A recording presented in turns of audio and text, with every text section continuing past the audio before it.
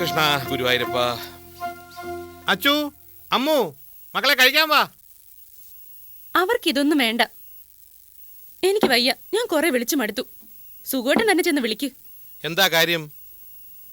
അവർക്ക് ന്യൂഡിൽസേ ഇറങ്ങോളൂ പോലും, അതും അല്ലെങ്കിൽ കോൺഫ്ലെക്സ്. അപ്പവും ദോശയൊക്കെ കാണുമ്പോ ഛർദിക്കാൻ വരുന്ന മുഖം രണ്ടെണ്ണത്തിനും. കുട്ടികളല്ലേ ശോഭേ, കുറെയൊക്കെ അങ്ങ് കണ്ടില്ല എന്ന് നടിച്ചേക്കണം. വല്ലപ്പോഴൊക്കെ വേറെ എന്തെങ്കിലുമൊക്കെ ഉണ്ടാക്കി കൊടുക്കണം. അതൊക്കെ ശരിയാ, പക്ഷെ ഇപ്പൊ ഇത്തിരി കൂടുതലാ. അതുകൊണ്ട് കഴിക്കുന്നില്ലേ കഴിക്കണ്ട. ഒരു ദിവസമൊക്കെ വിശം തരുന്നോട്ടെ, അപ്പൊ പഠിച്ചോളും. നീ പറഞ്ഞത് ശരിയാ. അപ്പുറത്തെ പിള്ളേരെ ഇതിനൊക്കെ കാരണം. സുഖമായിട്ടിന് ഇത് ഇത്ര നിസ്സാരമായിട്ട് എടുക്കരുത്. നമ്മുടെ പിള്ളേരെ നമ്മുടെ പിള്ളേരായിട്ട് തന്നെ വളർത്തണം. നമ്മുടെ ഇല്ലായ്മയും കഷ്ടപ്പാടും ഒക്കെ അറിഞ്ഞു വളർത്തിയില്ലെങ്കിലേ അവസാനം പിള്ളേർ കൈവിട്ടു പോവും. ഇതൊക്കെ ഞാൻ അവരോട് പറയാറുള്ളതല്ലേ. പക്ഷെ മാത്യൂസിന്റെ മക്കളുമായിട്ടല്ലേ കൂട്ട്. അവരുടെ രീതികൾ കാണുമ്പം നമ്മുടെ മക്കൾക്ക് ഓരോന്ന് തോന്നും. ഇതൊക്കെ ശരിക്കും മാറണമെങ്കിലേ ആദ്യം ആ കൂട്ടുകെട്ട് അവസാനിപ്പിക്കണം. അതെങ്ങനെ പറ്റും? ഒന്നാമത് തൊട്ടയൽവക്കം, പിന്നെ അവരുടെ കാറിലല്ലേ നമ്മുടെ മക്കളെ ദിവസം സ്കൂളിൽ കൊണ്ടുവിടുന്നത്. ഇന്നത്തെ കാലത്ത് ആര് ചെയ്യൂ ഇതൊക്കെ? ദോഷം പറയരുതല്ലോ. പണക്കാരാണെങ്കിലും ഇത്തിരി മനുഷ്യത്വമൊക്കെ ഉണ്ട് അവർക്ക്. ഞാനിത് പറഞ്ഞു മനസ്സിലാക്കാം, അതല്ലേ എന്നെ കൊണ്ട് പറ്റൂ. പറയുകയല്ല, രണ്ടെണ്ണം പടപെടാന്ന് വെച്ചു കൊടുക്കണം, എന്നാലേ പഠിക്കൂ. ആ പറഞ്ഞിരുന്നു ചായ തണുത്തു. നീ ഇതൊന്ന് ചൂടായി കൊണ്ടുപോവാ. അപ്പോഴേക്കും ഞാൻ മക്കളെ വിളിച്ചുകൊണ്ടുവരാം. മക്കളെ,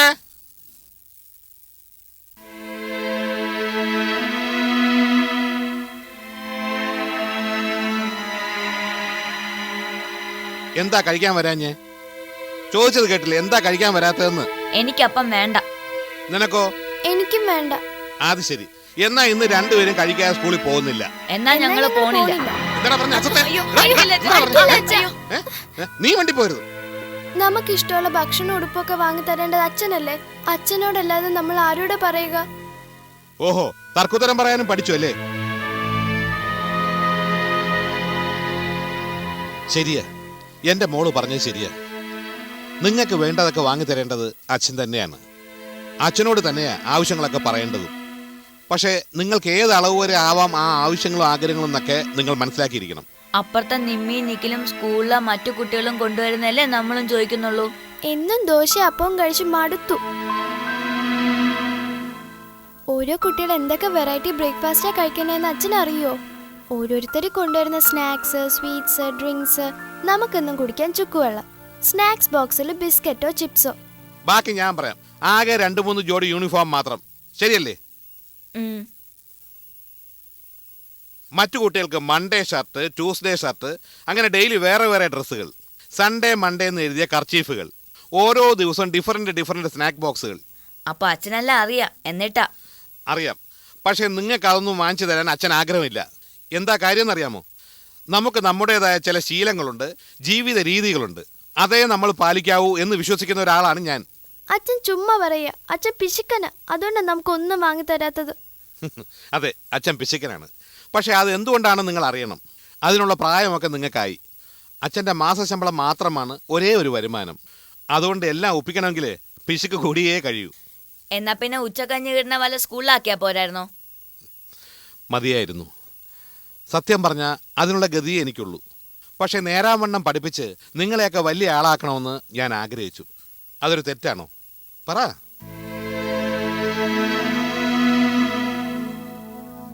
ഇനി അത് ഞാനൊന്നും പറയുന്നില്ല.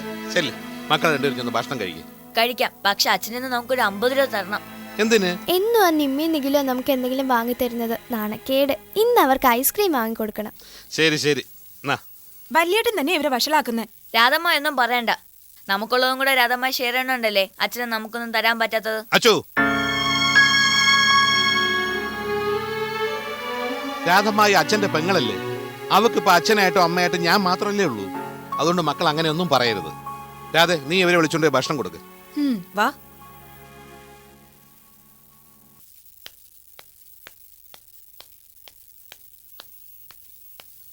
രാധേ. വല്യേട്ടാ, ഞാൻ ഇറങ്ങുന്നു. രാധേ, നീ എന്തോ ഒരു ബുക്ക് വാങ്ങിക്കുന്ന കാര്യം ഇന്നലെ പറഞ്ഞിരുന്നില്ലേ? അതെ ഏട്ടാ. അതിനിപ്പോ 1-ാം തീയതി കഴിഞ്ഞിട്ട് പോരെ? അത് മതി.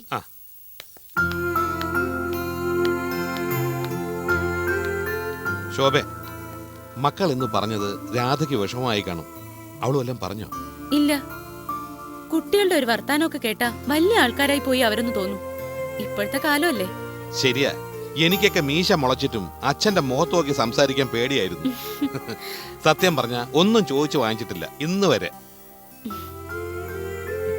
അച്ഛൻ പറഞ്ഞൊരു പഴഞ്ചൊല്ല് ചെറുപ്പത്തിലേ മനപ്പാടമാക്കിയിരുന്നു, കൊക്കിൽ ഒതുങ്ങുന്നതേ കൊത്താവൂന്ന്. കുട്ടികളുടെ രീതികളില് സുഖമായിട്ട് നല്ല വിഷമമുണ്ടല്ലേ? ഉണ്ട്. അവരെ ഇങ്ങനെ വിട്ടാ പറ്റില്ല. നീ നോക്കിക്കോ, ഞാൻ അവരെ എന്റെ മക്കളായിട്ട് തന്നെ വളർത്തും. വേണം. എനിക്കിപ്പോഴേ പേടിയാ. ഇങ്ങനെയൊക്കെ വളർന്ന അവർ കൈവിട്ടു പോവും. ഒടുവിൽ വല്ല വൃദ്ധസദനത്തിലും കിടന്ന് ചാവാനാവും നമ്മുടെ വിധി. ഇപ്പൊ പ്രായം ചെന്ന ഒട്ടുമിക്ക അച്ഛനമ്മമാരുടെയും ഗതി അതാണല്ലോ. അതിന്റെ കാര്യം വേറൊന്നുമല്ല, കഷ്ടപ്പാടും ബുദ്ധിമുട്ടും അറിയിക്കാതെ സ്വന്തം മുണ്ട് മുറുക്കി കൊടുത്ത് അവരെ വളർത്തി വലുതാക്കും.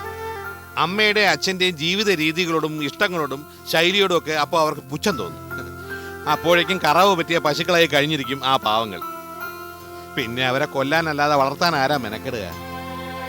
സുഖമായിട്ട് പോവാൻ നേരാവുന്നു. ശരിയാ, ഇന്നിത്തിരി നേരത്തെ പോണം. ബസ്സിൽ പോവാം, സ്കൂട്ടർ എടുക്കുന്നില്ല. പെട്രോൾ അടിക്കാൻ ഒന്നും ഉണ്ടാവില്ല കയ്യിലല്ലേ? എനിക്കറിയാം. കയ്യിലുണ്ടായിരുന്ന 50 രൂപ പിള്ളേർക്ക് കൊടുത്തു. എന്തിനാ കൊടുത്തത്? ഇല്ലെന്നങ്ങ് പറഞ്ഞുകൂടായിരുന്നോ?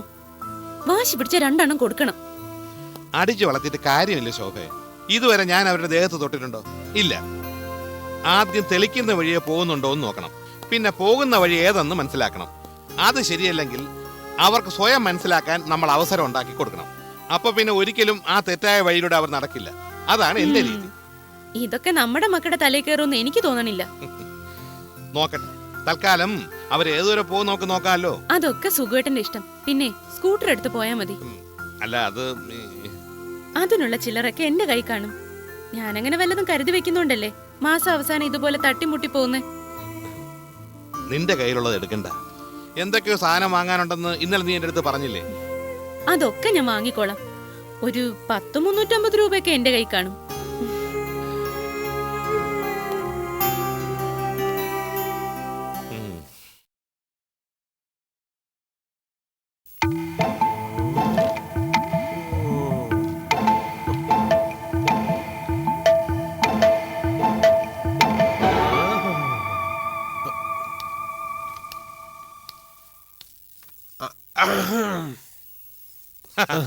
എന്താ ശശി, നാളെയല്ലേ 1-ാം തീയതി? അത് ശരിയാ. പക്ഷേ ഇന്നേ എല്ലാവരുടെ റൗണ്ട് കറങ്ങി ഓർമ്മിച്ചില്ലെങ്കിൽ നാളെ കളക്ഷൻ ഫുള്ളായിട്ട് കിട്ടൂല. അപ്പോ ശരിക്കും ശശി ഫുൾ ബ്ലേഡ് മുതലാളി ആയി അല്ലേ? ജീവിക്കണ്ടേ സാറേ? 5 പൈസ കൈക്കൂലി കിട്ടാത്ത ഈ ആഫീസിൽ പ്യൂണായിട്ടിരുന്നിട്ട് എന്ത് കാര്യം? ഇപ്പൊ പിന്നെ തനിക്ക് സമാധാനമായല്ലോ. ഡെപ്യൂട്ടേഷൻ ചുളുവിൽ ഒപ്പിച്ചില്ലേ? ചുളുവിലൊന്നുമല്ല, അതിനൊക്കെ കാശ് അങ്ങോട്ട് എറിഞ്ഞിട്ടാ. പണം കൊടുത്താൽ ഇവിടെ നടക്കാത്തതായിട്ട് എന്തെങ്കിലും കാര്യമുണ്ടോ?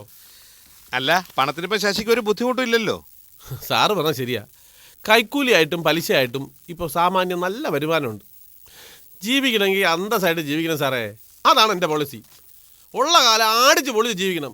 അല്ലാതെ സാറിനെ പോലെ ഒതുങ്ങിക്കൂടി ഉള്ളതുകൊണ്ട് ഓണം എന്ന് പറഞ്ഞിരിക്കുക എന്നെ കിട്ടൂല. ഇപ്പം തന്നെ എന്നെ കണ്ടപ്പോൾ സാറിൻ്റെ ചങ്കിടിപ്പ് കൂടിയില്ലേ? കഴിഞ്ഞ മാസം എൻ്റെ നിന്ന് വാങ്ങിച്ച 500 രൂപ നാളെ എങ്ങനെ തരണമെന്നുള്ളതിനെ പറ്റിയല്ലേ സാർ ചിന്തിച്ചത്? എനിക്കറിയാം സാറേ, സാറിന് എത്ര കിട്ടുമെന്നും എത്ര ചിലവുണ്ട് എന്നൊക്കെ.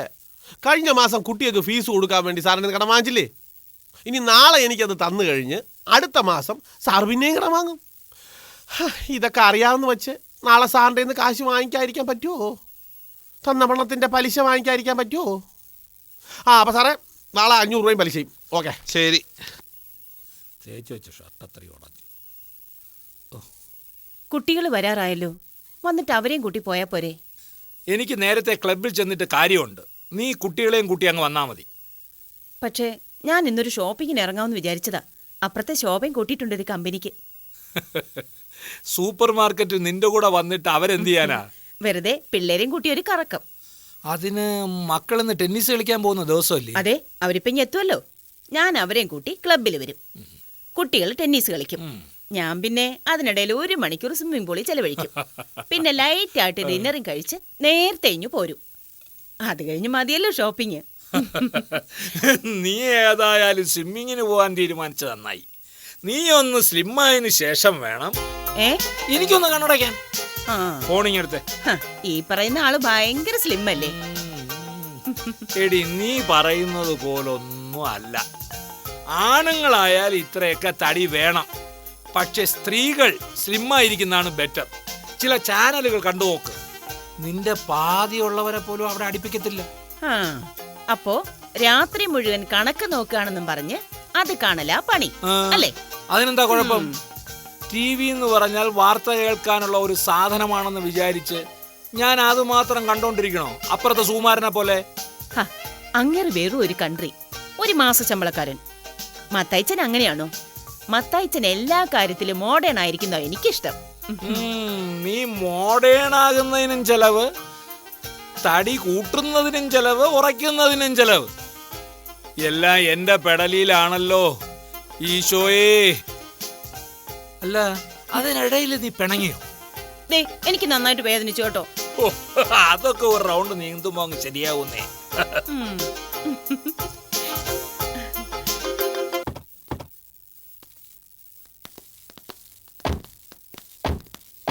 ഞങ്ങൾ പോയിട്ട് ഇപ്പൊ വരാം. ഇന്ന് കളിക്കാൻ ഇങ്ങോട്ട് വരണ്ട. ഇന്ന് ഔട്ടിംഗ് അല്ലേ? അല്ല, ഇന്ന് ടെന്നീസ് കോച്ചിങ് ഉണ്ട്. പോയില്ലെങ്കിൽ മമ്മി ഡാഡി ശരിയാക്കും. പെർ ഹെഡ് 3000 രൂപ ക്ലബിൽ അടച്ചേക്കുന്നത്. ഞങ്ങളും കൂടെ വരട്ടെ കളിക്കാൻ. ക്ലബിൽ മെമ്പർഷിപ്പ് ഇല്ലാത്തവരെ കയറ്റില്ല. ഞാൻ അച്ഛനോട് പറയാം മെമ്പർഷിപ്പ് എടുക്കാൻ. അതിന് നിങ്ങളുടെ ഡാഡിയുടെ കയ്യിൽ കാശുണ്ടോ? ഞങ്ങളൊന്ന് പറഞ്ഞു നോക്കാം. എത്ര രൂപയാ വേണ്ടേ? 3 lakhs. അത് അറേഞ്ച് ചെയ്യാൻ പറ്റുമോ? എന്നാ നമുക്ക് ഒരുമിച്ച് പോകാം. അത്രയും കാശ് ഏതായാലും കിട്ടില്ല. Then see you tomorrow. നാളെ അല്ല, ഇന്ന് തന്നെ നമ്മൾ കാണും. അച്ഛനെയും അമ്മൂനെയും നിങ്ങളുടെ അമ്മയും കൂട്ടി നമ്മൾ ഇന്ന് ഷോപ്പിങ്ങിന് പോകും. നിമ്മയും നിഖിലും ക്ലബിൽ നിന്ന് വന്ന ശേഷം. ശരി, എന്നാ പോയിട്ട് ആ വരാം. ശരി എന്തേ. വാ മക്കളെ. ഇതാ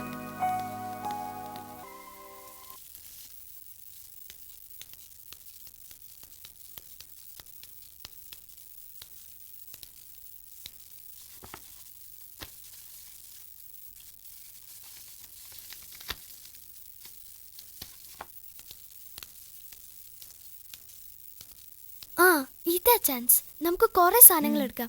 നിഖിലിന്റെ മമ്മിയുടെ മുമ്പിൽ വെച്ച് നാണം കേടാതിരിക്കാൻ അമ്മ കാശ് കൊടുത്തു. അത് ഐഡിയ.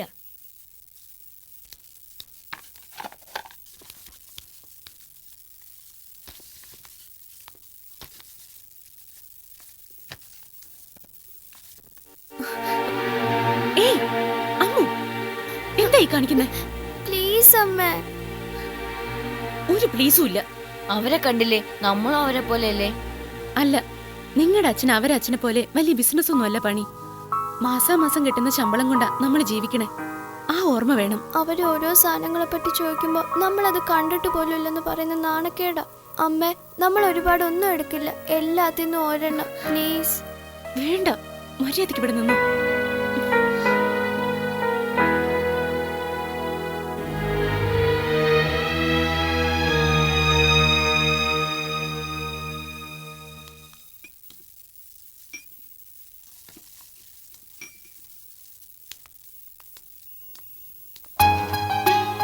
എടുത്തോ എടുത്തോ.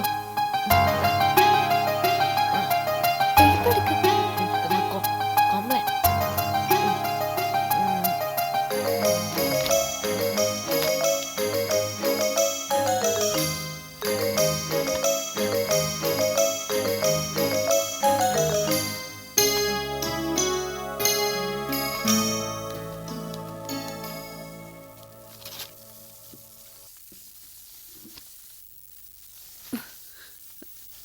ഇതെന്താ 2 ബില്ല്?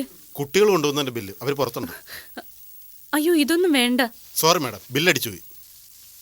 പക്ഷെ അതിന് തരാൻ കാശില്ല. എന്താ മാഡം ഈ പറയുന്നത്? മാനേഴ്സ് ഇല്ലാതെ. എന്താ എന്താ പ്രോബ്ലം? ഒക്കെ എടുത്തോണ്ട് വന്ന് ബില്ലടിച്ചിട്ട് ഇപ്പൊ കാശില്ലാന്ന്. അത് സാരമില്ല. എത്രയായി? 1047. ശോഭയുടെ കയ്യിൽ എത്ര ഉണ്ട്? അത് ഉള്ളതും കൊടുക്ക്, ബാക്കി ഞാൻ കൊടുത്തോളാം. ദാ. 300 രൂപ ഉണ്ട്. ഇത് പാക്ക് ചെയ്ത് കൊടുക്ക്. നിന്നോടൊക്കെ പറഞ്ഞല്ലോ ഒന്നും എടുക്കരുതെന്ന്. എന്നെ നാണം കെടുത്താൻ. അതൊക്കെ ഇന്നത്തോടെ നിർത്തിക്കോളാം. നിന്റെ കൊതി. ഇങ്ങോട്ട് മാറി നിൽക്കടി.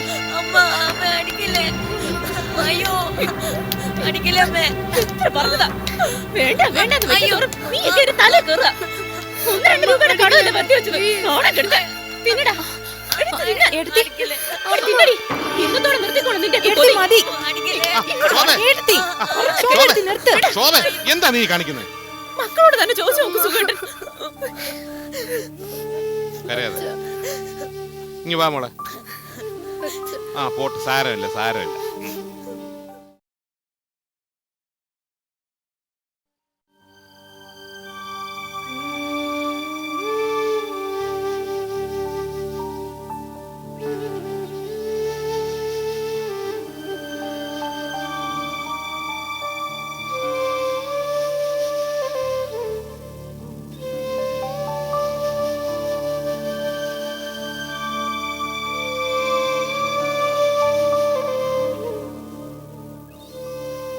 എന്നാലും സുഖേട്ടനൊന്നും കഴിക്കാതെ എനിക്ക് വിശപ്പില്ല.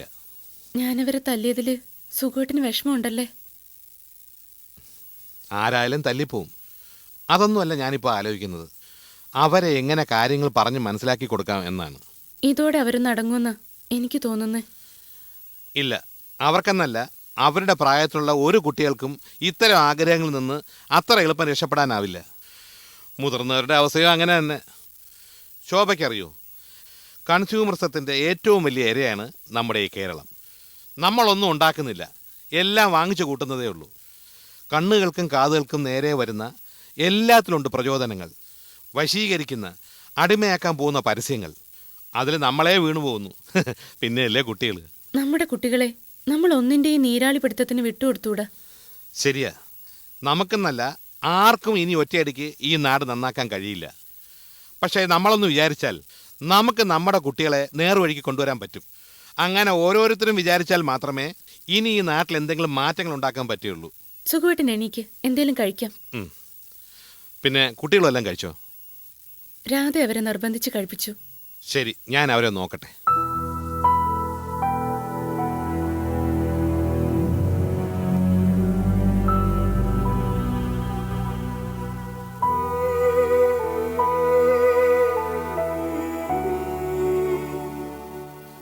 രണ്ടാളും ഉറങ്ങിയില്ലേ ഇതുവരെ? ഒരുപാട് വേദനിച്ചു അല്ലേ? സാരമില്ല, അമ്മയുടെ മനസ്സ് ഒരുപാട് വിഷമിച്ചിട്ടാ. നമ്മൾ അത്രയും വലിയ തെറ്റൊന്നും അല്ലല്ലോ ചെയ്ത്, മറ്റുള്ള കുട്ടികളെ പോലെ. അത് തെറ്റ് തന്നെയാണ്. ഞാനിന്ന് രാവിലെയും പറഞ്ഞതല്ലേ, എന്നാലും ഞാൻ ഒന്നുകൂടെ പറയുകയാണ്. മക്കളെ, ഈ അച്ഛന് കിട്ടുന്ന ശമ്പളം മാത്രമേ ഉള്ളൂ ഒരു വരുമാനമായിട്ട്. അച്ഛനൊരു പ്യൂണൊന്നും അല്ലല്ലോ, സൂപ്രണ്ടല്ലേ? ആണ്, മാസാമാസം 8000 രൂപ കൈ കിട്ടുകയും ചെയ്യും. പക്ഷെ ഇന്നത്തെ കാലത്ത് അതുകൊണ്ട് ഒന്നിനും തികയില്ല. എന്നാലും അച്ഛനും അമ്മയും അത്യാവശ്യ കാര്യങ്ങൾ അതുകൊണ്ട് നടത്തുന്നില്ലേ? ഇതൊക്കെ അച്ഛൻ പിന്നെയും പറയണ എന്തിനാ? അതിൽ നിന്ന് ചില കാര്യങ്ങൾ നിങ്ങൾക്ക് പഠിക്കാൻ വേണ്ടി. എൻ്റെ കുട്ടിക്കാലത്ത് നിങ്ങൾക്കറിയാമോ, 3 നേരം കൃത്യമായിട്ട് ഭക്ഷണം കഴിക്കാത്ത ദിവസങ്ങൾ പോലും ഉണ്ടായിരുന്നു. പറമ്പിൽ നിന്ന് കിട്ടുന്ന ചേനയും ചേമ്പും കൊണ്ടുള്ള ഒരു കറിയും പിന്നെ ഒരു ഉപ്പേരി. അതാണ് എന്നും ഉണ്ടാവുക. ഞായറാഴ്ച മാത്രമേ മീൻ പോലും ഉണ്ടാകൂ. ദീപാവലിക്ക്, ക്രിസ്മസിന്, അങ്ങനെ വർഷത്തിൽ 1-2 ദിവസങ്ങളിൽ ഇറച്ചി കിട്ടും. ആകെ മധുരമുള്ളത് കഴിക്കുന്നത് അമ്പലത്തിൽ എപ്പോഴെങ്കിലും നിവേദ്യത്തിന് കൊടുക്കുന്ന പായസം കിട്ടുമ്പോൾ മാത്രമാണ്. അതൊക്കെ പണ്ടല്ലേ അച്ഛാ, ഇതൊക്കെ പറഞ്ഞ കൂട്ടുകാർ കളിയാക്കും. അച്ഛൻ അതൊക്കെ അറിയാം. ഇനി ഞാൻ നിങ്ങളെ ഉപദേശിക്കില്ല. അമ്മയെ പോലെ അച്ഛൻ നിങ്ങളെ തല്ലാനും പോകുന്നില്ല. നിങ്ങൾക്ക് നിങ്ങളുടെ ഇഷ്ടത്തിന് ജീവിക്കാനുള്ള അവസരം ഉണ്ടാക്കാൻ അച്ഛൻ തീരുമാനിച്ചിരിക്കുകയാണ്. അച്ഛൻ വെറുതെ പറയാ. ഇല്ല മക്കളെ, നാളെ മുതൽ ഞാൻ അത് നടപ്പിലാക്കാൻ പോവുകയാണ്. മക്കൾ രണ്ടുപേരും കിടന്ന് ഉറങ്ങിക്കോളൂ. Good night. Good night.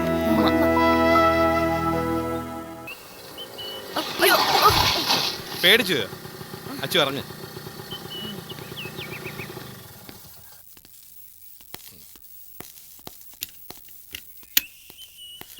ഞാൻ എന്തിനാ നിങ്ങളെ സ്കൂളിൽ നിന്ന് വിളിച്ചോണ്ട് വന്നതെന്ന് അറിയാമോ?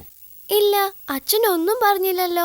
പുതിയ ഡ്രസ്സ് വാങ്ങി തരാനായിരിക്കും. ഇന്നലെ അച്ഛൻ പറഞ്ഞില്ലേ, ഇന്ന് മുതൽ നമുക്ക് ഇഷ്ടമുള്ള എല്ലാം വാങ്ങി തരുമെന്ന്. ശരിയാ, ഇന്നു മുതൽ നിങ്ങൾക്ക് ഇഷ്ടമുള്ള തരത്തിൽ തന്നെ നിങ്ങൾക്ക് ജീവിക്കാം. എന്നാ ഞാൻ പറയട്ടെ, ആദ്യം കേബിൾ കണക്ഷൻ എടുക്കണം, പിന്നെ പുതിയ ഡ്രസ്സ് വാങ്ങണം, അതിനുശേഷം സ്നാക്സും എല്ലാം കണ്ട് ആ നിമ്മി നിഖിലും ഞെട്ടണം. ഓക്കെ, എന്ത് വേണമെങ്കിലും ആകാം. പക്ഷേ ഞാനായിട്ടൊന്നും വാങ്ങിച്ചു തരത്തില്ല.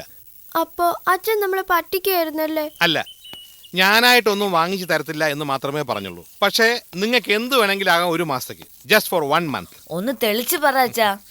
ഇപ്പോൾ നമ്മൾ എൻ്റെ ഓഫീസിലേക്ക് പോകുന്നു. നിങ്ങളുടെ മുന്നിൽ വെച്ച് ഞാൻ ശമ്പളം വാങ്ങിക്കുന്നു. വാങ്ങുന്ന ശമ്പളം അതുപോലെ നിങ്ങളെ ഞാൻ ഏൽപ്പിക്കുന്നു. മുഴുവൻ ശമ്പളോ? അതെ, ഇന്നു മുതൽ ഈ മാസം 30-ാം തീയതി വരെ വീട്ടിലെ സകല കാര്യങ്ങളും ചെയ്യുന്നത് നിങ്ങൾ രണ്ടുപേരുമായിരിക്കും. എന്ത് ചെയ്യണം തീരുമാനിക്കേണ്ട സ്വാതന്ത്ര്യം നിങ്ങൾക്കുണ്ടായിരിക്കും. ഞാനോ നിങ്ങളുടെ അമ്മയോ ഒന്നും ചോദ്യം ചെയ്യില്ല. ചുരുക്കി പറഞ്ഞാൽ 1 മാസം നിങ്ങൾ ഓരോരുത്തരും ഗൃഹനാഥന്മാരാവുകയാണ്. നിങ്ങളാണ് വീട്ടു ചെലവുകൾ മുഴുവൻ നടത്തേണ്ടതും നോക്കേണ്ടതും. ഒപ്പം കഴിക്കാൻ ഇഷ്ടമുള്ള എന്തും വാങ്ങിക്കാം.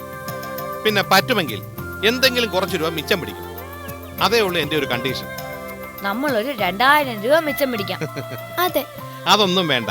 എല്ലാം ഭംഗിയായിട്ടും നിങ്ങൾ ആഗ്രഹിക്കുന്ന പോലെ നടത്തിയിട്ട് മിനിമം ഒരു 100 രൂപയെങ്കിലും മിച്ചം പിടിച്ചാൽ അച്ഛൻ ഹാപ്പി ആവും. സമ്മതിച്ചു. പിന്നെ നമ്മൾ ഓരോന്ന് വാങ്ങുമ്പോ വേണ്ടതൊന്നും പറയരുത് അച്ഛനും അമ്മയും. ഒരിക്കലുമില്ല. എന്നാ നമുക്ക് വേഗം അച്ഛന്റെ ഓഫീസിൽ പോവാം. Okay, done.